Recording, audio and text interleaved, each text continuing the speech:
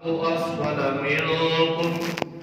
ولو تواعدتم لاختلفتم في الميعاد ولكن ليقضي الله أمرا كان مفعولا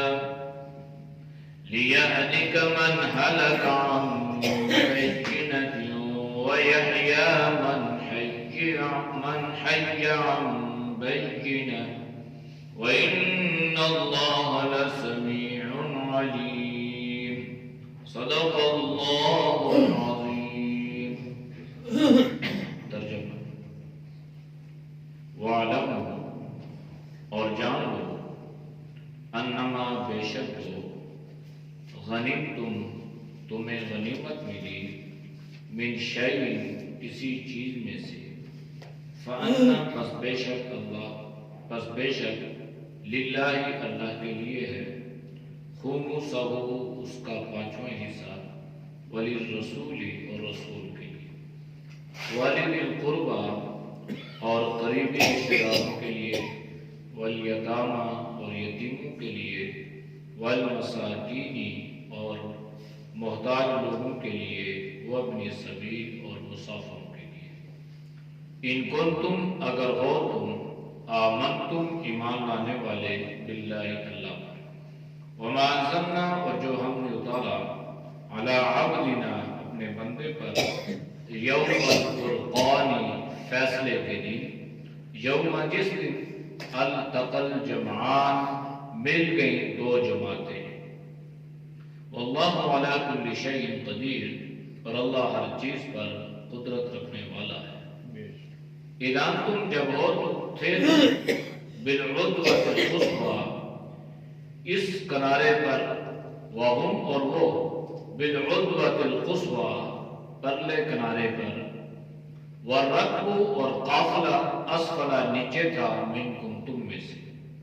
ولو تواعدتم اگر تم سے وعدہ کیا جاتا، لاختلفتم البتہ تم اختلاف کرتے، فی المیعاد اس کی میعاد میں یا پورا کرنے میں، ولیکن اور لیکن لیقضی اللہ فیصلہ فرماتا ہے اللہ، امرا کسی کام کا، کان مفعولا وہ ہو جاتا ہے، لیہلک تاکہ ہلاک کرے، من ہلاکا جو ہلاک ہوئے، عن بینۃ دلیل سے، ویحییٰ اور زندہ رکھے، من اسے، یحییٰ جو زندہ رہے، عن بینۃ دلیل سے، وَإِنَّ اللَّهَ اور بے شک اللہ، لَسَمِيعٌ عَلِيمٌ البتہ سننے والا جاننے والا ہے۔ اس پارے کا نام وَاعْلَمُوا ہے اور یہ سورۃ الانفال کا بقیہ حصہ اس بارے میں بیان ہو رہا ہے۔ جیسے کہ سورۃ الانفال کے آغاز ہی میں اللہ نے مال غنیمت کا ذکر فرمایا تھا کہ وہ مال جو کافروں سے جنگ کرنے کے بعد مسلمانوں کو مل جائے اسے مال غنیمت کہتے ہیں، اور یہ جو مال غنیمت ہے یہ بابرکت مال ہے، پاک صاف مال ہے، تبرک والا مال ہے۔ تو تقسیم میں اختلاف ہوا تھا۔ آج کی آیات میں اللہ نے اس کی تقسیم کا طریقہ کار متعین فرما دیا۔ وَاعْلَمُوا اور جان لو، انما غنیمتم بے شک جو مال تمہیں ملا، مال غنیمت میں سے کچھ بھی، کوئی بھی چیز آپ کو مال غنیمت میں سے مل گئی۔ اب یہ جو مال غنیمت ہے نا، اس کے لیے قرآن کریم میں 3 طرح کے الفاظ استعمال ہوئے ہیں۔ انفال کا لفظ بھی، غنیمت کا لفظ بھی، اور مال فے بھی۔ انفال تو شروع میں ذکر ہو چکا، غنیمت یہاں پہ ہے، اور مال فے سورۃ الحشر میں ذکر ہوگا۔ تو غنیمت اور مال فے میں تھوڑا سا فرق ہے۔ مال غنیمت اس مال کو کہتے ہیں جو جنگ کے بعد، مجاہدے کے بعد مسلمانوں کے پاس کافروں کا مال آ جائے، جس کو مال غنیمت کہتے ہیں۔ اور مال فے کافروں کے اس مال کو کہتے ہیں جو کسی معاہدے کے تحت یا کسی سلو کے تحت، یعنی بغیر لڑائی کے، بغیر جنگ کے مسلمانوں کو مل جائے، اسے مال فے کہتے ہیں۔ تو تقسیم کا طریقہ کار شروع میں تو یہ تھا کہ ہر گروہ کی یہ تمنا تھی کہ یہ مال ہمیں مل جائے، تو اللہ نے ایک ضابطہ بیان کر دیا، اور وہی ہے کہ فَأَنَّ لِلَّهِ خُمُسَهُ، کہ بے شک مال غنیمت جو بھی ہے کسی چیز میں سے ہے، اس کا 5واں حصہ، اس کا خمس اللہ کے لیے، وَلِلرَّسُولِ اور رسول کے لیے ہے۔ اچھا، اللہ کے لیے ہے، اس سے کیا مراد؟ کیا اللہ محتاج ہے یا اللہ کو مال غنیمت کی ضرورت ہے اس لیے؟ یہ جو ہم کہتے ہیں نا کہ اللہ کے لیے، بہت سارے الفاظ، بھائی اللہ کے لیے دو، اللہ کو دو، تو اس سے مراد یہ ہے کہ اللہ کے راستے میں خرچ کرنا۔ یہاں پہ جو اللہ نے ذکر فرمایا فَأَنَّ لِلَّهِ، بس یہ اللہ کے لیے ہے اس کا خمس، تو محققین اور مفسرین نے لکھا ہے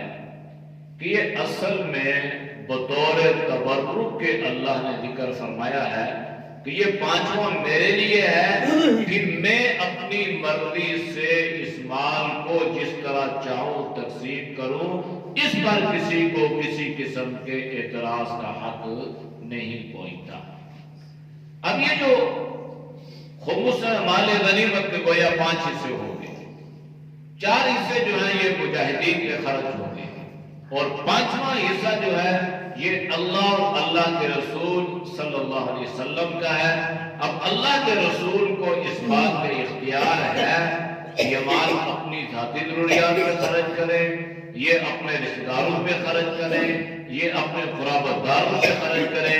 یا یہ باقی ضرورت مند پر خرچ کریں، تو آپ صلی اللہ علیہ وسلم اس مال کو خرچ کر سکتے ہیں اپنی مرضی سے، اور آپ نے کیا بھی، اس پر کسی کو کسی قسم کے اعتراض کا حق نہیں ہے۔ تو جب اللہ کے رسول کے لیے آ گیا تھا تو اللہ کے رسول تو دنیا سے پردہ فرما کے جہاد قیامت تک جاری رہے گا، اور مال غنیمت مسلمانوں کو ملتا رہے گا، تو اس کے لیے اللہ نے فرمایا وَلِذِي الْقُرْبَى۔ اب جو یہ مال غنیمت ہے، یہ جناب نبی کریم صلی اللہ علیہ وسلم کا جو 5واں حصہ ہے، اس میں سے بھی آگے تقسیم ہو گئی اور اس کے 5 حصے بنا دیے۔ پہلا حصہ رسول اللہ کا، دوسرا حصہ رسول اللہ کے قرابت داروں کا۔ رسول اللہ کے قرابت داروں کا اس لیے، بنو ہاشم کا اس لیے کہ بنو ہاشم اور بنو عبد المطلب یہ جو 2 قبائل تھے نا، یہ جناب نبی کریم صلی اللہ علیہ وسلم کی نبوت سے پہلے بھی آپ کے حمایتی رہے اور بعد میں بھی آپ کے حمایتی رہے، یہاں تک کہ ان میں سے جو افراد آپ صلی اللہ علیہ وسلم پر ایمان نہیں بھی لائے لیکن انہوں نے اس طرح کی مخالفت نہیں کی، تو اس لیے اللہ نے فرمایا وَلِذِي الْقُرْبَى کہ ان کے لیے زکوٰۃ جائز نہیں ہے، ان کے لیے مال غنیمت میں سے مال جائز ہے، اس لیے کہ زکوٰۃ جو ہے یہ مال کچیل ہے، اور مال غنیمت جو ہے یہ سب سے بابرکت مال ہے۔ اللہ کے نبی نے فرمایا تھا کہ بنو ہاشم کے لیے مال کچیل جو ہے یہ جائز نہیں ہے، لہذا جو خاندانی سید ہو نا، خاندانی سید، ایک تو ادھر ادھر کے لوگ پتہ نہیں کہاں سے اٹھتے ہیں اور کیا بن جاتے ہیں، جو اپنی نسلیں تبدیل کرتے ہیں، جس کے لیے اللہ کے نبی نے سخت ناراضگی کا اظہار فرمایا ہے۔ لیکن اگر جو خاندانی سید ہے تو پہلی بات تو یہ ہے کہ وہ سوال کرتا ہی نہیں، نہ وہ عام ضرورت کے لیے سوال کرتا ہے، نہ زکوٰۃ کے لیے سوال کرتا ہے، اور دوسری بات یہ ہے کہ اگر خدا نخواستہ وہ سوال کرے بھی تو اس کو صدقہ یا زکوٰۃ دینا یہ درست نہیں ہے۔ اس لیے اللہ کے نبی نے فرمایا کہ بنو ہاشم کے لیے محل کو جائز نہیں۔ یہ مسئلہ آپ سن لیں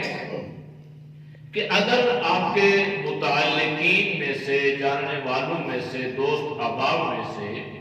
کوئی ایسی فیملی ہے، کوئی ایسا خاندان ہے جو اہل سادات میں سے ہے، سید گھرانے میں سے ہے، لیکن وہ ہیں مسلمان۔ یہ آج کل یہ بھی بڑا ایک فتنہ ہے نا کہ جو سید ہوتا ہے نا اس کو جھٹکا بڑے جلدی لگتا ہے ادھر ادھر ہونے کا۔ وہ اگر جو خاندانی سید ہوگا وہ تو محفوظ رہے گا، اور اگر خاندانی سید نہیں ہوگا تو وہ شاہ سے سیاہ بن جائے گا، وہ کسی اور جو ہے وہ گروہ میں داخل ہو جائے گا، رافضی بن جائے گا، اہل تشیع ہو جائے گا یا کوئی اور۔ تو اگر کوئی خاندانی سید ہے تو آپ کے متعلقین میں سے، دوست احباب میں سے، اور پہلے مسئلہ تو یہ ہے کہ ان کو زکوٰۃ دینا یا ان کے لیے زکوٰۃ لینا یہ جائز نہیں ہے۔ لیکن اگر کوئی ایسا گھرانہ ہے کہ آپ کے پاس زکوٰۃ دینے کے علاوہ کوئی اور آپشن نہیں ہے، یعنی آپ کے پاس اتنی گنجائش ہے کہ آپ زکوٰۃ دے سکتے ہیں، باقی آپ کے پاس مسائل نہیں، اور ان کی جو حالت ہے وہ بہت غربت ہے اور وہ ضرورت مند ہے اور محتاج ہیں، تو اس پر فقہاء نے لکھا ہے کہ اگر زکوٰۃ ادا کرنے والوں کے پاس زکوٰۃ کی ادائیگی کے علاوہ کوئی اور اسباب نہیں ہے، جیسے بہت سارے لوگوں پر زکوٰۃ تو فرض ہوتی ہے نا، اب وہ زکوٰۃ بڑی مشکل سے ادا کرتے ہیں،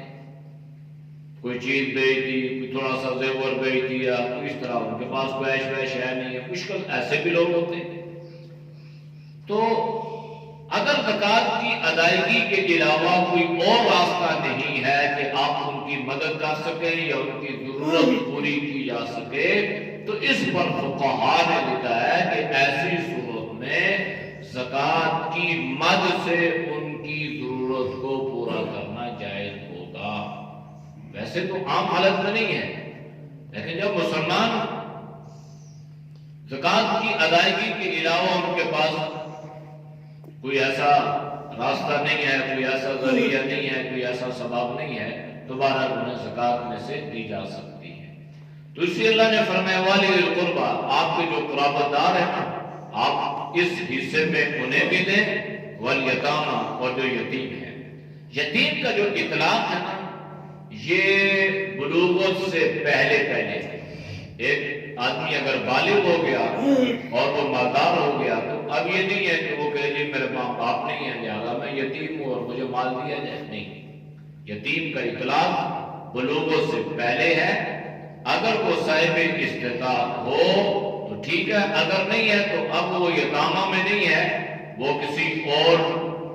مساکین میں یا فقراء میں اس کو داخل کیا جا سکتا ہے۔ والمساکین، اور مساکین محتاج لوگ، ضرورت مند لوگ، انہیں بھی مال غنیمت میں سے دیا جائے۔ وابن سبیل، اور مسافر،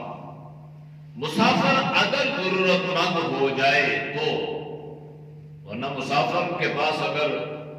ہزاروں اشرفیاں ہوں، لاکھوں اشرفیاں ہوں اور وہ مال تقسیم کرتا جا رہا ہو تو ایسی صورت میں وہ محتاج نہیں ہے۔ مسافر اگر محتاج ہو جائے، اور اکثر مسافرت میں محتاجی کا امکان رہتا ہے، تو پرانے زمانے میں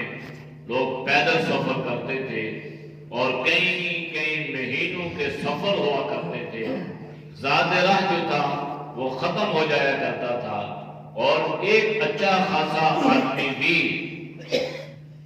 مسافرت کی حالت میں غربت کا شکار ہو جایا کرتا تھا۔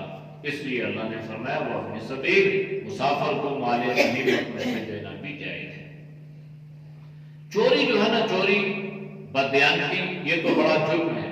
کوئی بھی کسی بھی قسم کی چوری ہے، بددیانتی ہے، گناہ بھی ہے، جرم بھی ہے، کوئی بھی، لیکن مال غنیمت میں سے اللہ کے نبی نے فرمایا نا ایک سوئی یا ایک تسمہ بھی چرا لینا یہ بڑی چوری ہے۔ ایک آدمی کا انتقال ہوا، وہ نبی علیہ السلام کی کبھی کبھار اس کو خدمت کا موقع ملتا وہ خدمت کرتا۔ تو صحابہ نے فرمایا اللہ کے نبی وہ آپ کا فلاں غلام جو ہے وہ شہید ہو گیا، تو اللہ کے نبی نے فرمایا کہ اسے شہید مت کہو، میں نے اس کو جہنم میں جلتے ہوئے دیکھا ہے۔ صحابہ حیران ہو گئے کہ آپ کا خادم بھی اور صحابی بھی اور پھر شہید بھی ہوا، پھر جہنم میں۔ تو اللہ کے نبی نے فرمایا ہاں اس لیے کہ اس نے مال غنیمت میں سے ایک چادر چرا لی تھی، اور وہ جو چادر ہے نا وہ آگ کی صورت میں اس کے جسم کے ساتھ لپٹی ہوئی ہے، یعنی اس چادر کو اللہ نے اس کے لیے آگ بنایا، اور وہ تو یہ سزا اس کو بھگتے گا۔ اتنے سخت وعید، شہید بھی ہوا، صحابی بھی ہے، نبی کریم صلی اللہ علیہ وسلم کا خادم بھی ہے، لیکن اللہ کے نبی نے فرمایا کہ اس میں ایک جوتا یا ایک تسمہ یا ایک سوئی بھی اگر کوئی چرا لے گا تو اس پر بھی مواخذہ ہوگا۔ ایک مطلب اللہ کے نبی نے مال غنیمت تقسیم فرما دیا، مال غنیمت تقسیم ہو گیا، اس مال غنیمت میں سے کسی نے ایک سوئی چرا لی تھی، تقسیم ہو گیا، تو اس کو بڑا خیال آیا کہ میں نے بدیانتی کی ہے، غلط کیا ہے، مجھے اس کو آپ صلی اللہ علیہ وسلم کی خدمت میں لے کر جانا چاہیے۔ تو یہ لے کر اللہ کے نبی کی خدمت میں اور عرض کرنے لگے اللہ کے نبی مجھ سے یہ کوتاہی ہو گئی تھی، اب مجھے یہ احساس ہوا کہ میں نے غلط کیا ہے۔ تو اللہ کے نبی نے اس پہ ناراضگی کا اظہار فرمایا اور فرمایا اب میں یہ جو اونٹ ہے نا، اس کے جو بال ہے نا، اس برابر بھی اختیار نہیں رکھتا۔ اشارہ اس طرف تھا کہ انہیں جو کرنا تھا کر لیا نا، اب جو مال تقسیم ہونا تھا وہ ہو چکا، اب اس میں میرے بارے میں مجھے اس کا کوئی اختیار نہیں ہے کہ میں اس کا کیا کروں۔ اس پہ اللہ کے نبی نے سخت ناراضگی کا اظہار فرمایا۔ ان کنتم آمنتم باللہ، اگر تم اللہ پر ایمان رکھتے ہو، وما انزلنا علی عبدنا، اور جو ہم نے اپنے بندے پر اتارا اس پر ایمان رکھتے ہو،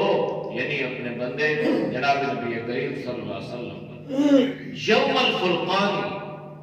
فیصلے کے دن،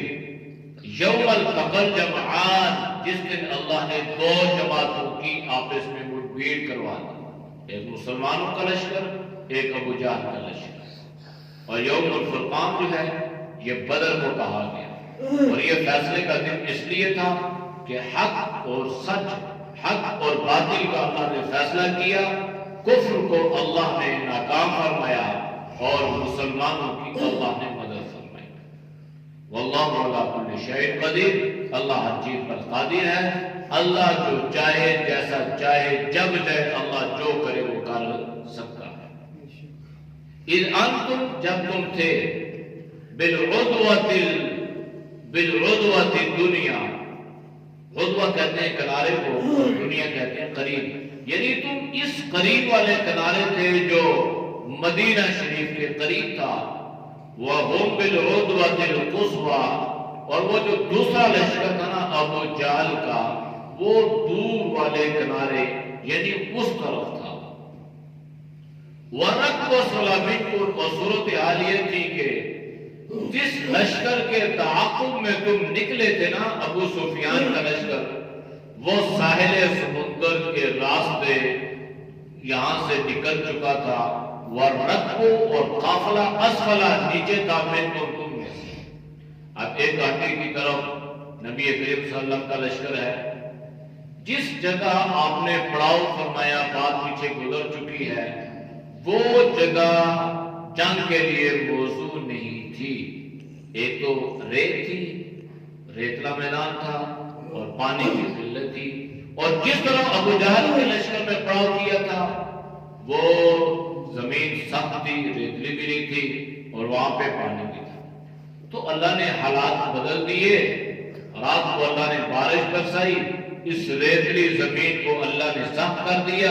پانی کا انتظام بھی اللہ نے فرما دیا، اور وہ جو کافروں کا لشکر جہاں پہ پڑاؤ کیے ہوئے تھا، اللہ نے وہاں پہ کیچڑ دلدل کر دی، جس کی وجہ سے ان کا چلنا پھرنا محال ہو گیا، مشکل ہو گیا، اور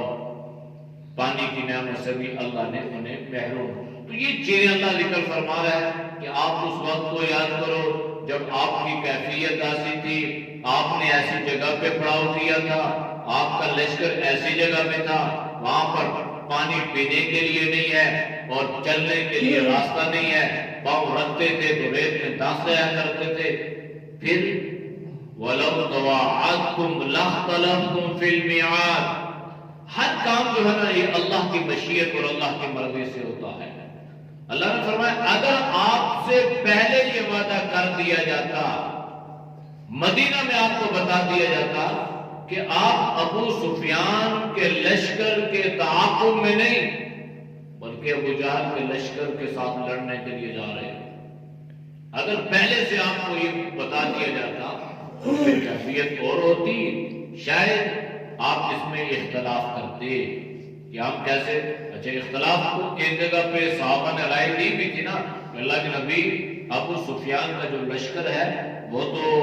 گزر چکا ہے اور صورت حال یہ ہے کہ ہم جو ہے وہ لڑنے کے لیے تو آئے نہیں ہیں اور ہمارے پاس لڑائی کے اسباب اور ذرائع بھی نہیں ہیں، اسلحہ اور ہتھیار بھی نہیں ہے۔ لیکن اللہ کے نبی نے فرمایا جو اللہ کی مشیت، اللہ کی مرضی، اللہ نے آپ کے ساتھ مدد اور نصرت کا وعدہ فرمایا ہے، لہذا گھبرانے کی ضرورت نہیں ہے۔ تو اللہ نے اس کا ذکر یوں فرمایا کہ اگر پہلے سے آپ کو اس صورتحال سے آگاہ کر دیا جاتا تو کیا کرتے؟ لَاخْتَلَفْتُمْ فِي الْمِيعَادِ، تو آپ اس کے میں اختلاف کرتے۔ اختلاف کی گنجائش تو رہتی ہے، لیکن اللہ نے فرمایا کہ لیکن وَلَٰكِن لِيَقْضِيَ اللَّهُ أَمْرًا كَانَ مَفْعُولًا، لیکن اللہ نے یہ کرنے کا ارادہ فرما لیا تھا کہ آج میں دنیا کے سامنے گویا اپنی طاقت اور اپنی قدرت کو ظاہر کرنے لگا ہوں اور رہتی دنیا تک یہ مثال چھوڑنے لگا ہوں کہ جس کے ساتھ اللہ کی مدد اور اللہ کی نصرت ہوگی وہ اسباب کے اعتبار سے، تعداد کے اعتبار سے قلیل ہوں گے، اور جب اللہ کی مدد اترے گی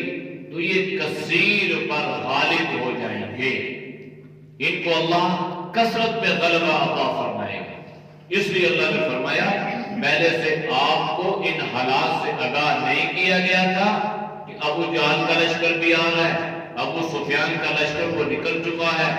اور وہ اتنی بڑی تعداد میں آ رہا ہے۔ یہ اللہ کی مشیت تھی کہ بدر کے مقام پر اللہ نے ان کو اتفاقاً جمع فرما دیا، تو اللہ نے فرمایا وَلَٰكِن لِيَقْضِيَ اللَّهُ،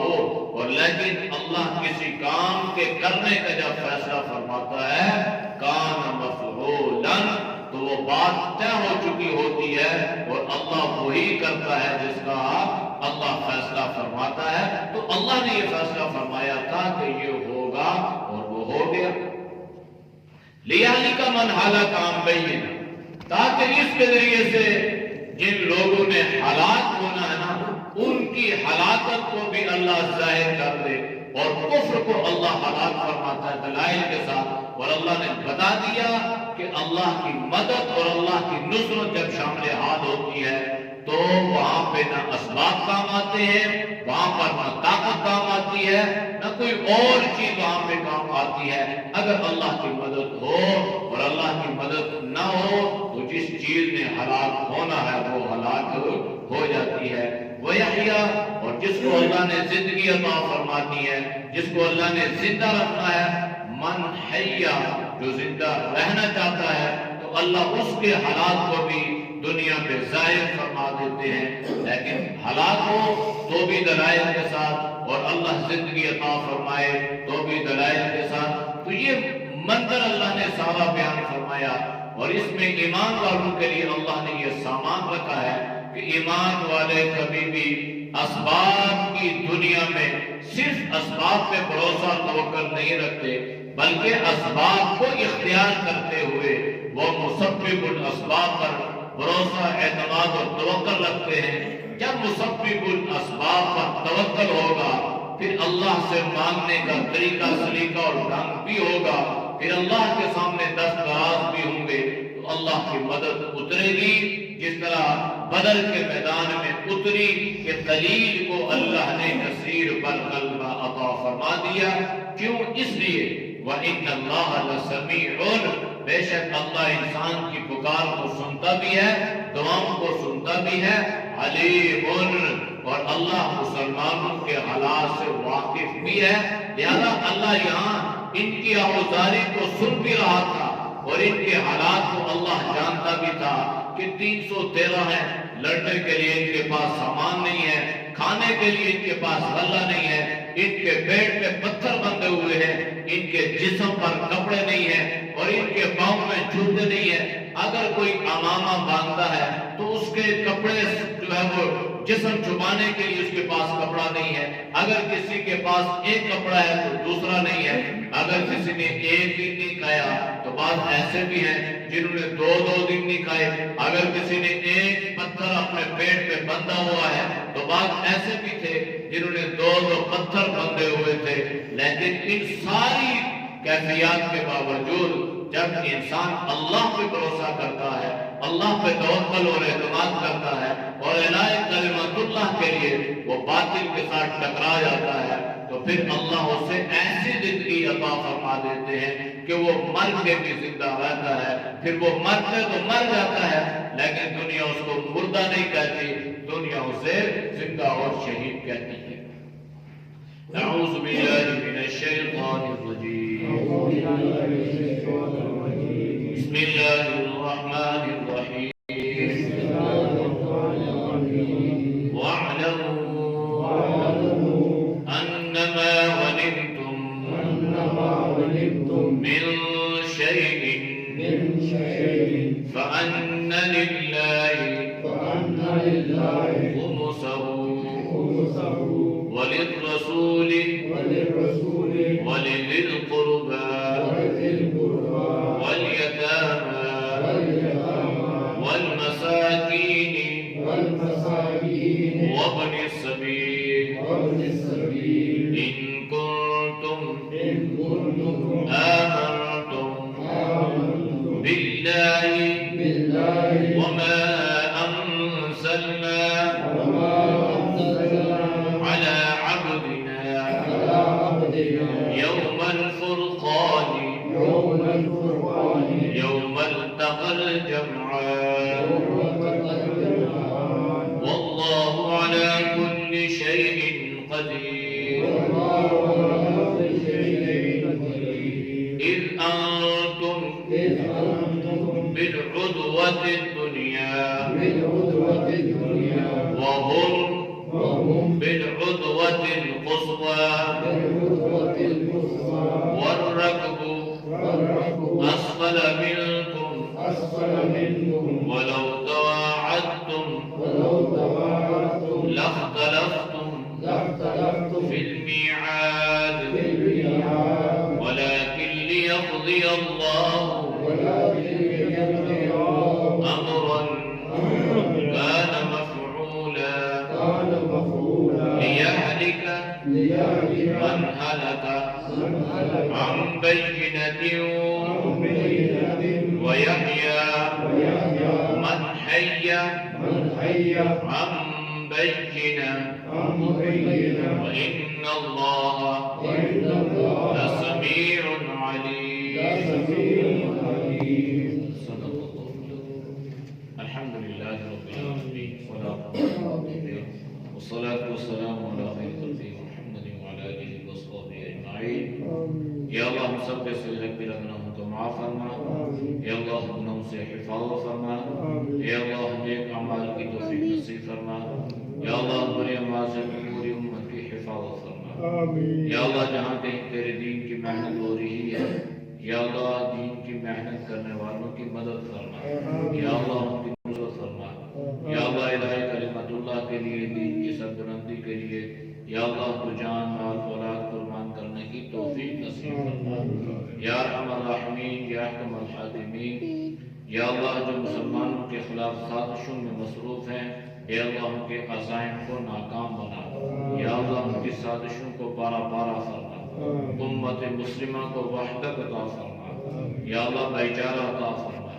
اتفاق اور اتحاد کی دولت سے مالا مال فرما۔ یا اللہ جتنے دوست احباب بزرگ تیری رضا کے لیے درس قرآن سنتے ہیں، اللہ ان کے سننے کو قبول فرما۔ اس درس قرآن کی برکت سے اللہ تو سب کی جان مال ایمان میں اللہ صحت عطا، اللہ برکتیں عطا فرما، اللہ تو سب کو صحت ایمان والی زندگی نصیب فرما، ہر پریشانی سے ہر مصیبت سے اللہ تو ہم سب کی حفاظت فرما۔ وصلی اللہ تعالی علی نبی الامی وعلی آلہ وصحبہ اجمعین برحمتک یا